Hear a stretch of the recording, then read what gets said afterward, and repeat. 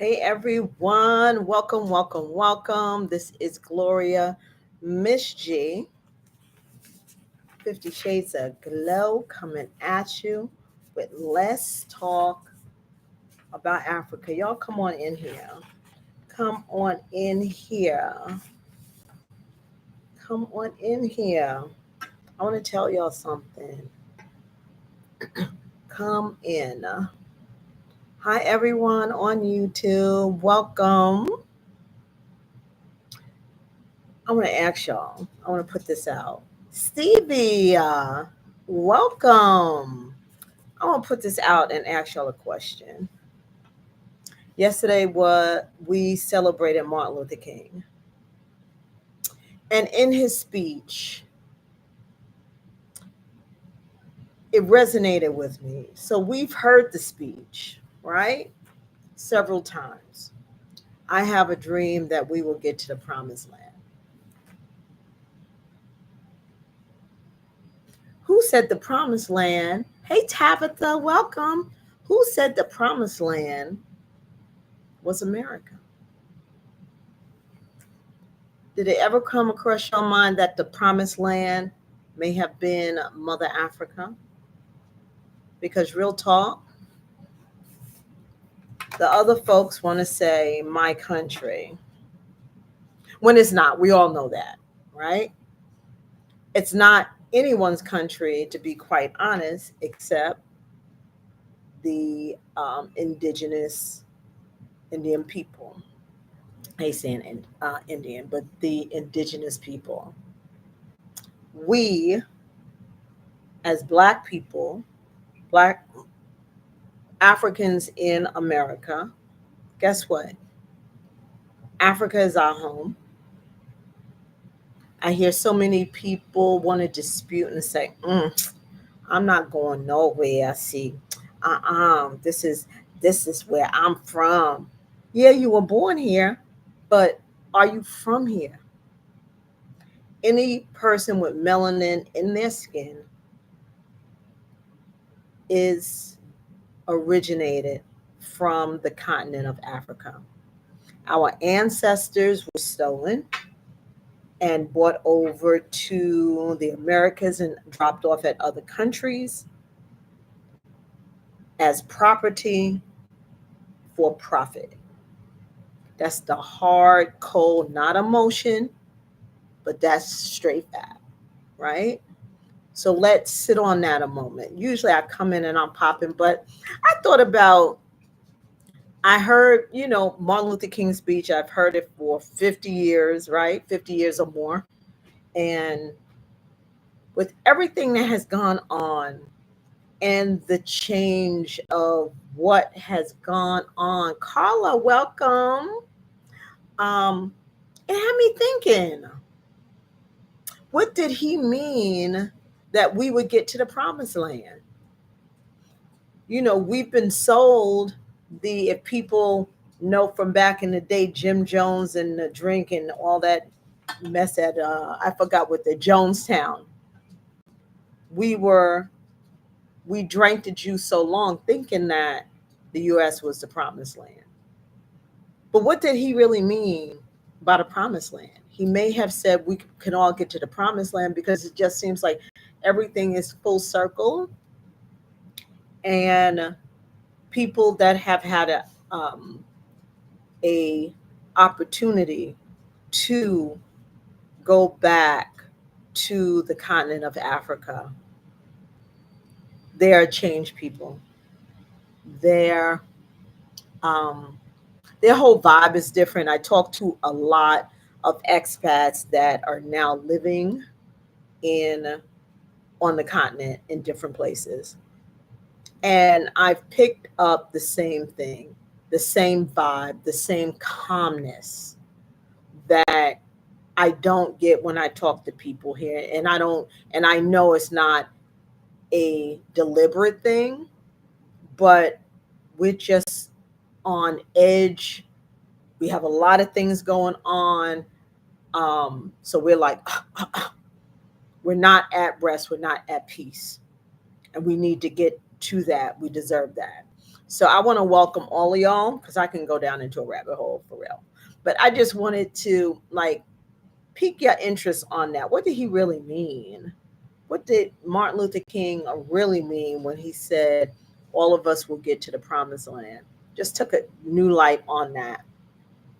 And again, my name is Glow. I'm an avid traveler. Okay. I'm an avid traveler, 50 plus traveler. Definitely check me out and subscribe on 50 Shades of Glow on YouTube. I am running both platforms at the same time. So, hey, YouTube. My YouTube people are usually my people that's international. It's so cool to see people from Brazil, from Tanzania that's on the YouTube. And then on my Facebook, I got my people right here. So we are on a mission to talk, travel, and move to Africa. I'm so excited. And tonight is Ethiopia. And I want to thank y'all so much for going through this journey with me, because all of us know about the the common African countries, right? The five: South Africa, Ghana, Nigeria. But think about it, it's 50 more countries. And probably 90% of them, you have the opportunity to live and thrive there. Most of the countries are minimally 60% less expensive to live and live in. And 100%, 100% psychologically better to live in. So put a one, we got to start putting a one in the chat. Who has been to the continent, and tell me where? And I like this to be interactive, my good people. Thank y'all so much for coming on. I want this to be interactive. So if anyone wants to come on camera, just hit the little notification button and I can bring you on and we can chat. Is anyone from Ethiopia in the chat or on YouTube? My people on YouTube, is anyone from Ethiopia? Ethiopia, all of the African countries I've talked about has just jaw-dropping, astounding history. And Ethiopia is one of its own kind. And I'm going to give you a little bit of history with Ethiopia. Does anyone in the chat know? Usually I kind of throw an extra question, but I don't want to drag on. I'm trying to get more concise. I'm trying to be professional, you know what I'm saying? But anyway, does anyone know that, and I always get this on, I'm so sorry, I'm going to move. Okay. Because I always get my kitchen in the YouTube. It's never on the Facebook. It's always on the YouTube. Did anyone know that, hey, Nazinga, welcome, that Ethiopia was the only country that never had to get their independence, to ask for their independence? Y'all put a yes in the chat if y'all know that. If y'all knew that. Ethiopia was the only. Ethiopia was a bad mamma jamma. Okay. Ethiopia was so fire, and Ethiopia had so many powerful people coming out of it and such rich history that Ethiopia has been traced back to ancient Egypt. Now we know Egypt old because we talked about Egypt yesterday, right? Egypt old. Ethiopia is older. Ethiopia has been dated 1000 BC. That's crazy, isn't it? 1000 BC, Ethiopia stretches to. Okay. Ethiopia, and I'm just going to give y'all like some little fun facts. Also, Ethiopia was the different folks that came out of there was Queen Sheba. And you know, Queen of Sheba, she's not fictional, she is real. And she descended because I'm going to give you all a little tea, a little dirty tea. She was King Solomon. Did y'all know she was King Solomon baby mama? I'm talking it in today's term. Queen of Sheba was King Solomon baby mama. And the descendants, King Solomon became the king over in Ethiopia. Ethiopia was a kingdom. Kingdom. King Solomon, they are not fictional characters. Queen of Sheba is not fictional characters. From Ethiopia. 1000 BC, not 100 BC, 1000 BC, Ethiopia. Okay. What else? What else? So, also, Ethiopia. Okay, so let me back up a little bit. Okay. So, Ethiopia originally was not called Ethiopia. Does anybody in the chat or on YouTube know? Hey, Miss Regina, welcome, welcome, welcome. I owe you that 24-hour thing. I haven't forgot. I just been running. Does anyone know in the chat?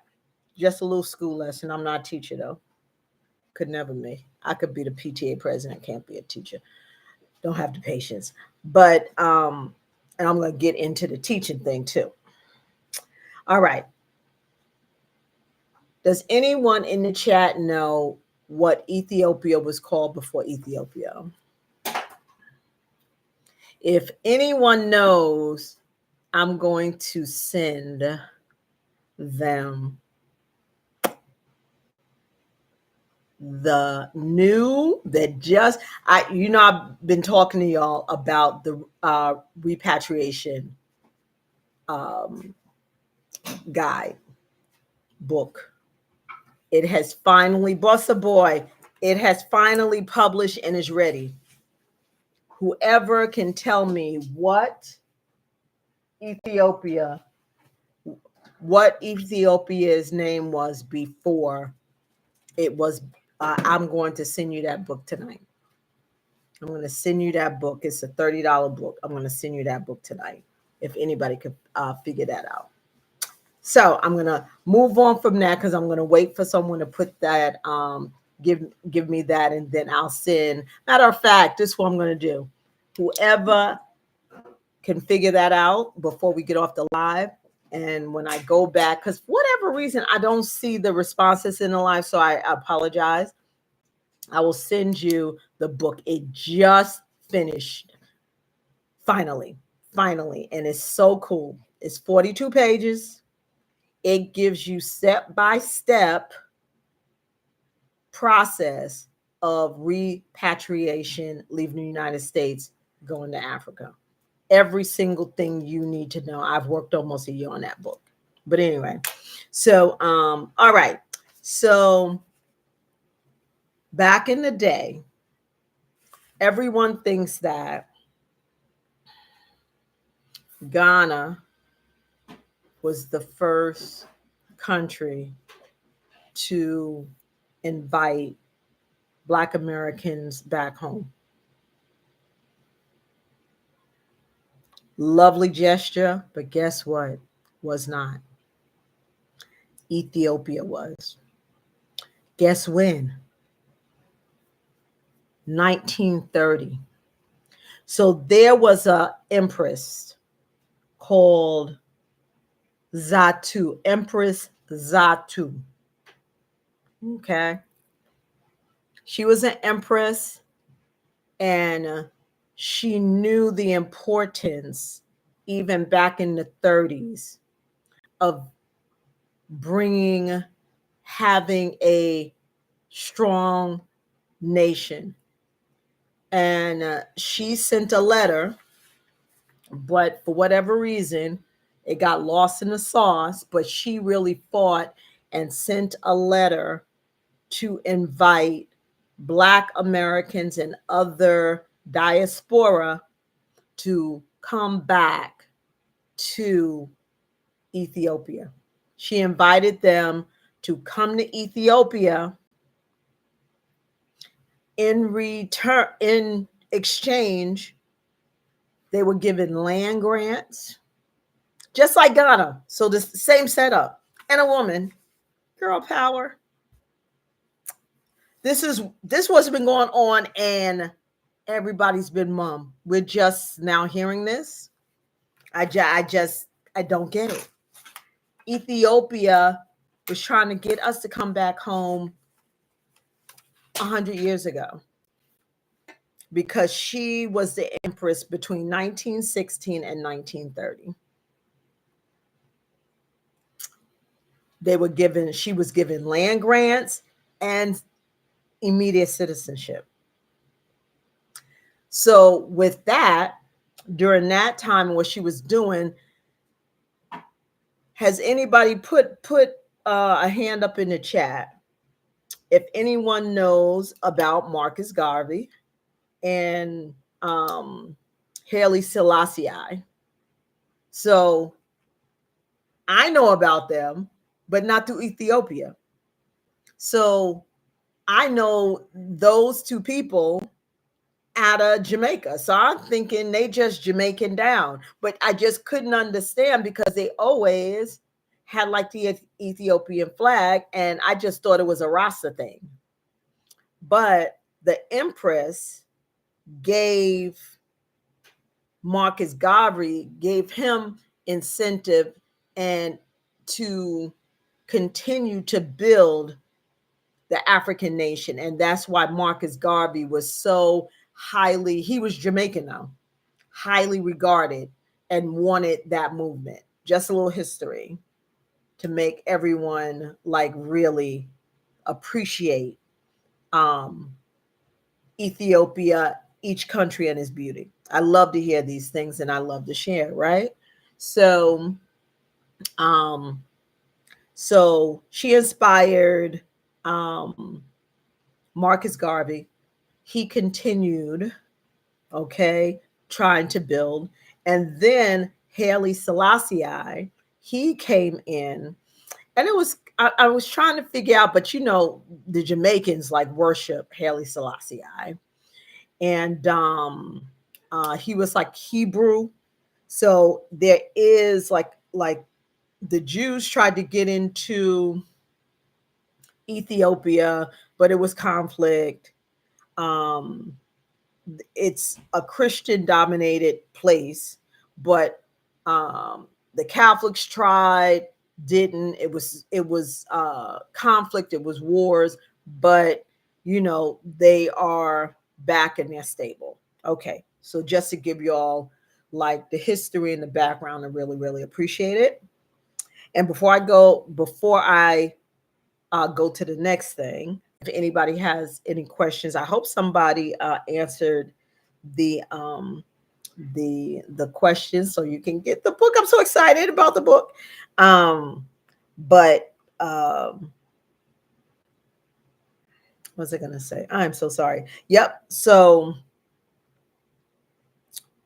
going to the next thing. So fast forward.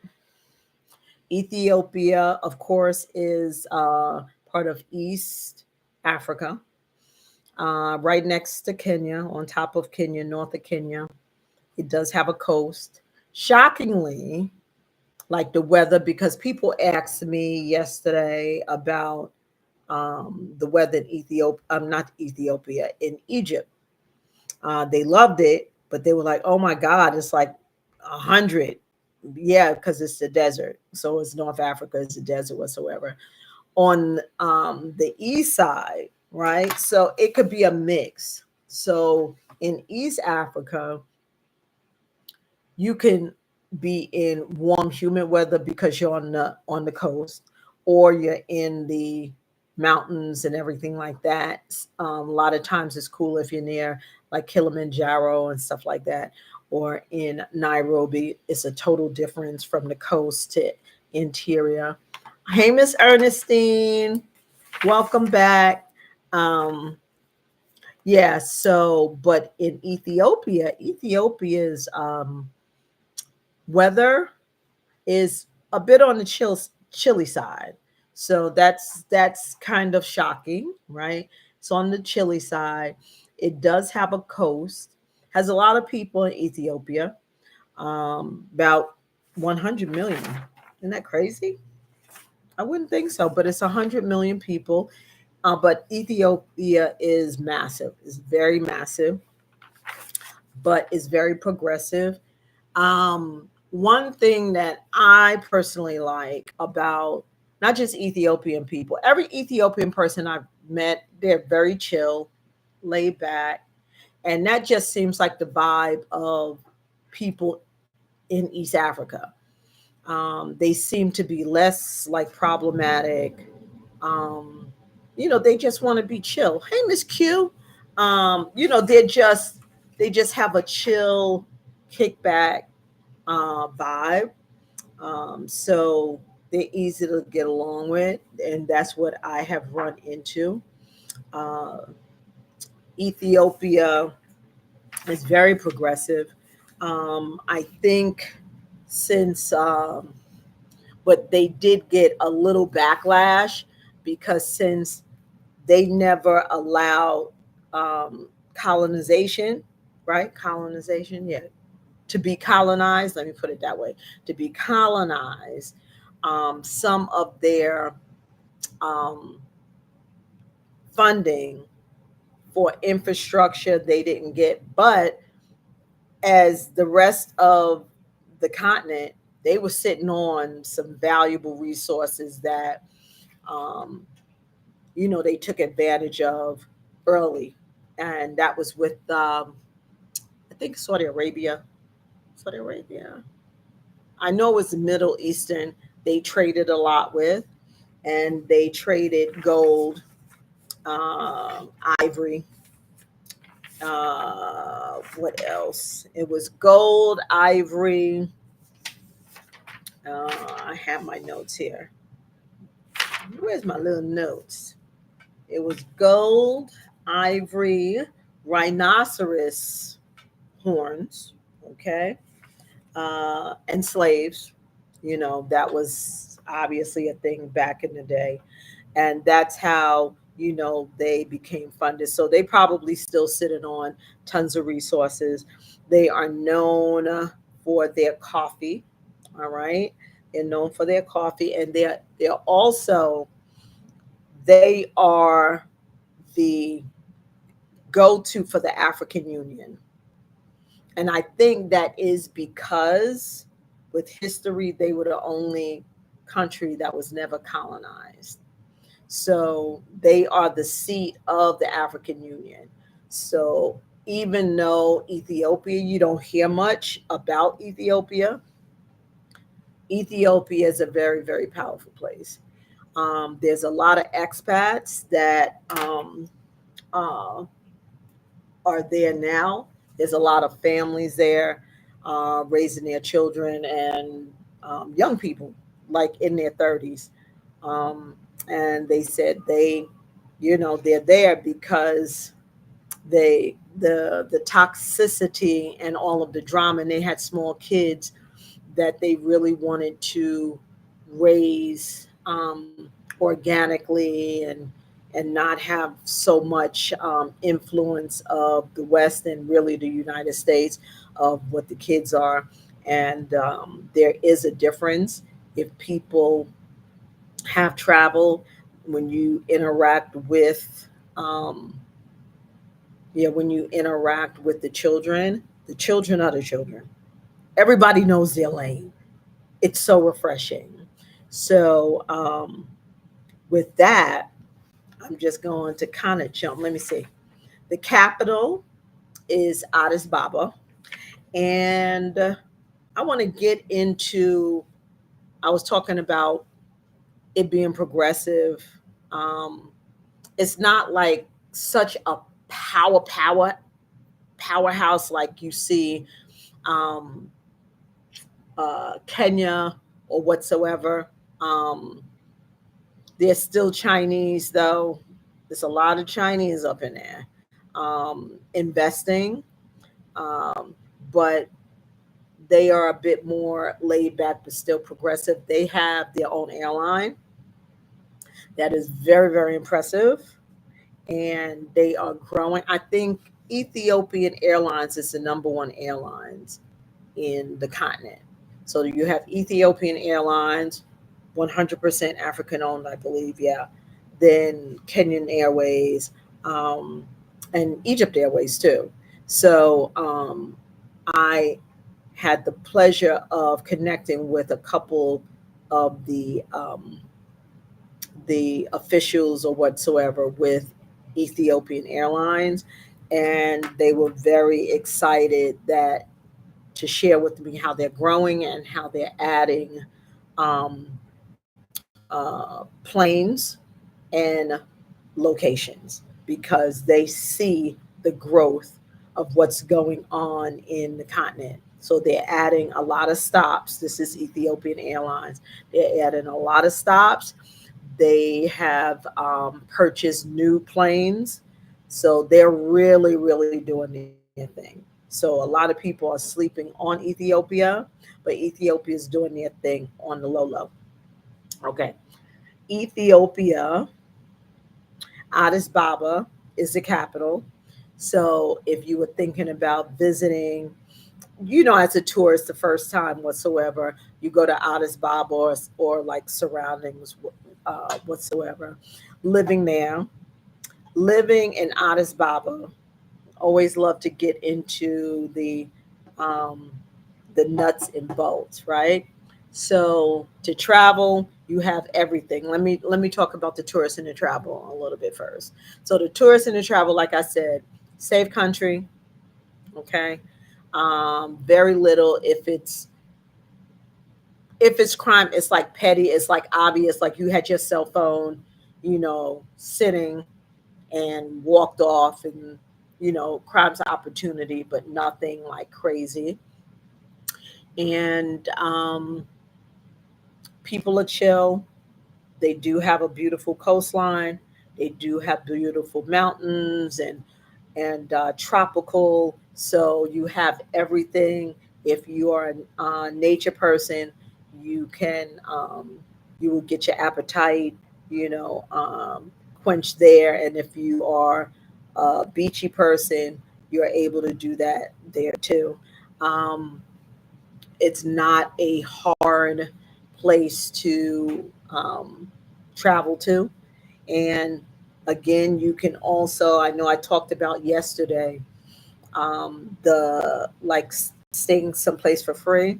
Now, with Ethiopian Airlines, they don't do long layovers. I tried that. I think their layovers, the most is 2 hours. So you can possibly get like a stay over, but then that becomes pricey. But yeah, but I tried the layover thing. I'm going to keep trying since they are adding stops to see if you can get a long enough layover that you can go and visit Addis Ababa. Okay. So if you're living in Addis Ababa, Addis Ababa is about 60% less expensive than living in the United States. Okay. And let me break it down. Let me break it down. But wasn't it cool that um, we were invited a long time ago and was getting free land and free citizenship in 1930? We missed the memo. But it's okay. It's okay. Um, and sharing is caring. Sharing is caring. Please share. Please share. Help a sister out. Please share on YouTube. Please subscribe, share, and all that good stuff, and comment. Anyone want to jump on? I would love for you to jump on. Okay, so, all right, let me break down the cost of living. So, the cost of living isn't cheapy cheap, but again, it's 60% less than the United States, not of Atlanta, not of New York, of the United States, 60% less. So, for a family of four, cost of living without an apartment is about 2,700. Now that's food, everything all in, school, transportation, every single thing. Family of four, $2,700. Okay, the as I said, the weather is comfortable. The weather's probably like, I would say, since it stays like halfway cool, I guess in Midwest, something like that. That it stays, I don't know, about between 50-ish, 50-ish and 80. All right. If you were worried about the heat. For one person, the cost of living is about $800 a month. And that's everything, right? A meal, if you're eating at like a local restaurant whatsoever, it averages right under $5. If you want a beer, it's like $1 equivalent. And loaf of bread, about $1. So you see what they have to offer, because the last time I checked bread, the only time I'm getting a loaf of bread for $1, it's on the end at the clearance about to go bad. Or at Dollar Tree, and Dollar Tree is not Dollar Tree anymore. It's $1.25 and $1.50 Tree. So that's about the least expensive I have heard about that. What else? Okay, so to live there, all right, we talked about how much it costs to live there. What can you do while you're there to make the money, right? So this is what you're doing. You can be, number one, what have we talked about? Education, being a teacher, number one. That is the go-to in every single country. They want English speaking teachers. And to be quite honest, the pay is not that bad based on, the cost of living. So for a teacher in Addis Ababa at like an international school, hey Glenn, thank you so much for jumping on. Um, yeah, at an international school is between 30 to 40 grand. Okay. And if you work at the university, it could be up to, I had this written down. I have it written. Did I? Where's my paper? My paper is over. Okay, my paper fell on the floor. Okay, I'm seeing it. Sorry about that. Yeah, okay. So education for regular teachers between 20 and 40 grand. That's not bad. Okay. That's not university. University professors are 30 to 50,000. Okay. If you're in healthcare, if you're a doctor, it's 50 to 80,000. So the income, because in some African countries, the income is like crazy. Like you can be a doctor and make literally $15,000, $20,000 a year. So the incomes are not bad at all. You could be in IT. All right. How people, Missy, thank you, thank you, thank you for jumping on. Um, most expats, if they are not working, as digital nomads, remotely, they are living on, their somewhat of a residual income. So if you're retired military, Social Security, pension, you're chilling. Because if, say, they're saying that it's 60% less than living in the United States. That's big, and you can survive and give a good life to a family of four for under $3,000 a month, and you're living well. That's great.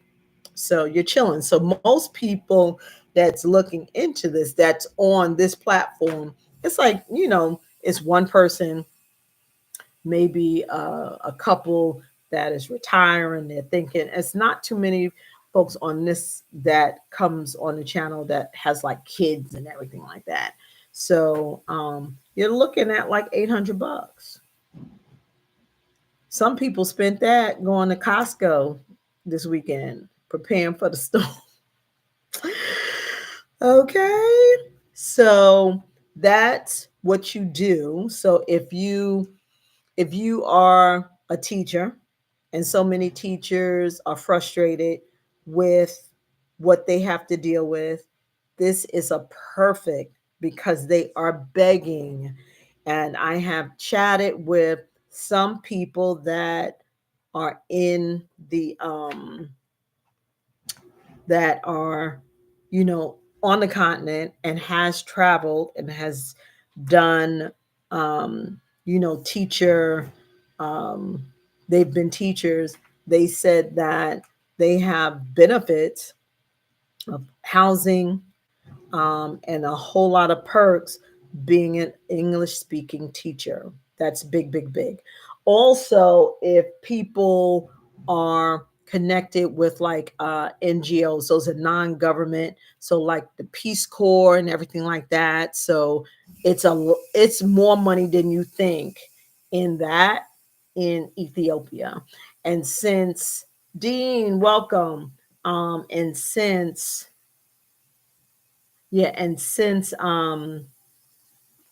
Ethiopia is the seat of the African Union is like the United Nations, and since they have um, that activity there a lot, there are a lot of you know governmental and non-governmental, like nonprofit organizations and partnerships that come over and do business, and they make pretty good money. They NGOs, project managers start at like 40 grand to 60,000, and that's in Ethiopia. So you'll be chilling. So if you're part of the Peace Corps or something like that, NGOs are big to get connected. So you're you know doing for the people or a purpose, but there's still opportunity there. Does anybody have any questions? Anybody have any questions? And as I said, sharing is caring. Share the video so your friends don't ask you 50 million questions. They can see the replay. I hope someone got the answer correct. I will tell y'all the answer tomorrow. Time is it? I'm running early.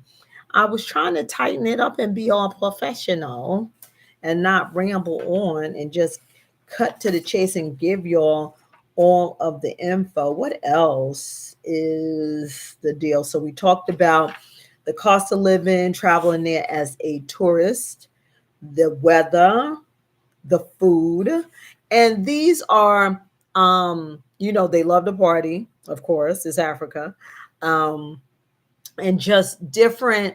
They have uh, a drink. It's called Teza, and it's a natural drink, and it's called honey wine. That's the layman's term, my honey wine. Then they have, as far as cultural differences, just if you connect with like some local people, you go to their house whatsoever, it's called food gersha. So some people, I don't know if it's total Americans on here or people from other countries, But in Ethiopia, it's a thing where people will feed you. And it's funny because I had shared with a couple of people when I went to Kenya, guy that I was dating, when we went on a date, and he said, "Oh, well, this is," I said, "Yeah, I can, I know how to eat with my hands whatsoever. I don't have a problem because used to be married to a guy from Sierra Leone." So I said, "I have no problems with that." And then he started feeding me. And then the whole time we like dated, he would cook and then he would feed me. And I would tell people that I was like, "Yeah, you fed." And people were like, "I don't know. What, you a baby or something?" I was like, "No, that was kind of flex, okay?" So that is a thing in Ethiopia. So it's almost, I guess, like they're serving you, so they will feed you. Who has a problem with someone feeding them? Everybody just so sensitive. But yeah, it's called food gersha. And it's when someone, you know, all of y'all will be eating whatever, and someone will feeding each other, like when y'all get married. So folks, when they get married, you go and do that whole tradition with the cake, and you feed your husband, and your husband feeds you. But then folks want to jump on me, say, "Oh, I don't want nobody feeding me when I'm a baby." Anyway, so I guess that's it for today. That is it for today. I hope everyone, who's this? Cousin. What's up, cousin?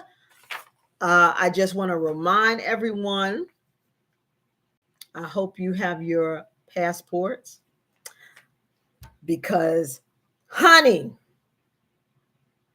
it's bowdy time. It's bowdy time. If y'all don't know, y'all don't want to know. It's about yesterday. It's bowdy time. So make sure you have your passports. What else? And again, as I mentioned at the top of the live yesterday, I have a question or thought. Y'all just sit on it. With Dr. King and his speech, and he said, "We will all get to the promised land." We all assumed we was talking about the United States. But has the United States been the promised land? Yes, no, I don't know. It depends on each person. But the real promised land, the land that our for our ancestors, our forefathers were taken from, stolen from, brought to this land. So almost like we're foster kids. And we have the opportunity now to understand more, to appreciate, not be afraid, because that's where we came from. Because even though, a lot of us have said, "Oh no, this is where I ain't going nowhere," because this is not our country either.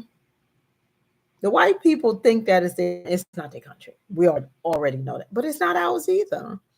But we have a place where there's richness. We have a place where everything has originated from.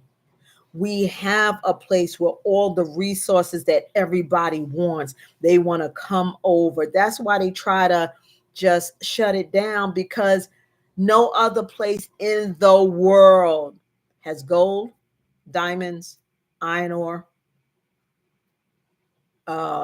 ivory. But ivory is, you can't get ivory anymore. That's against the law. Um, uh, Gas, oil. Africa is the only place. That's why folks are so focused there. And I'm telling you, every time I go, I'm like, "Am I in Africa? Because why am I the only Black person in tourist spaces?" But when you hear them, like on YouTube, and when you talk, "Oh, be careful. Oh, oh." But all of y'all over there. And we're not. So let's change this dynamic. Let's change this dynamic.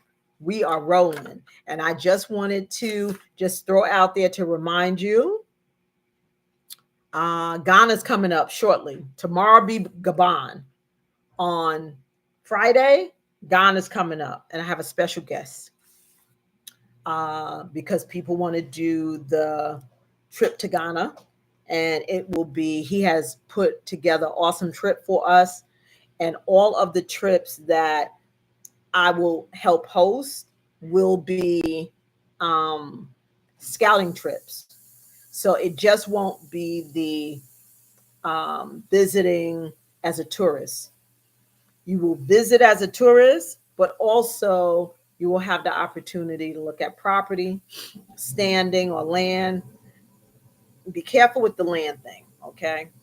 But property, and talk to business owners or business officials about doing business in the country. They want us bad because they know us coming from the United States. We have the discipline and we have the structure to build businesses that they need. Like some places don't even have like a simple. I heard a YouTuber say they don't have a bowling alley. Some places don't have bowling alleys, movie theaters, different stuff. When I go to Kenya, I want to do a internet cafe because internet is not like how it is here, almost like a Starbucks type of, like between a Starbucks and a co-working place, just but simple. It's so many opportunities that you can have that again is going to cost you 60 to 90% less. I forgot to tell y'all yesterday. I told y'all about how much Egypt was and how inexpensive the apartments were. But when I looked, I forgot to let y'all know that Egypt is 91% less than the United States to live. The cost of living is 91% less than the United States. Deep. Ethiopia is 60% less expensive than the United States to live. So just to think about that, I want to thank y'all so much for coming on the Hour of Power. If y'all have any questions, feel free. And I want y'all to DM me, because anyone that DMs me, this is going to be every day. You will get a 5 to 7 day itinerary complimentary. It's usually $15. And I will send that to you complimentary if you DM me and say that you would like the itinerary of wherever we spoke about today. So make sure y'all DM me and DM me your email so I can shoot that out to you, and you can check out and research about the place that we talked about. Tomorrow's Gabon. So I'm interested. That's a place that a lot of people have never heard of. So I'm excited. So we're going to learn about this continent of Africa. I'm excited, and I want to thank y'all. And I'm excited for y'all to be on. Hey, Janet. And I will check y'all tomorrow. Thank y'all so much for being part of the Hour Power. Check y'all tomorrow. Bye. Thanks.